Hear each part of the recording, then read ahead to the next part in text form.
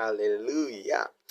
Unapotenda wema, usitegemee kurudishiwa mazuri. Wewe fanya hiyo kwa upendo wa Mungu. Hata wakukumbuke, wakurudishie mazuri, ni amina.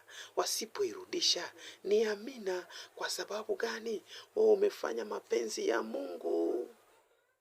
Unaposaidia watu, usitegemee kuwa na wewe kesho watakusaidia. Hapana. Haleluya.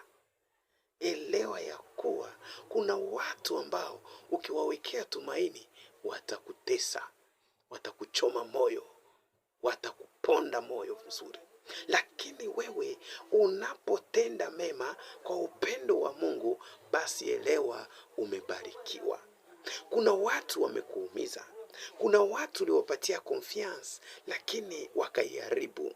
Wewe usiwaone wao, muone Mungu, kwa sababu yeye aliona kile ulichokitenda.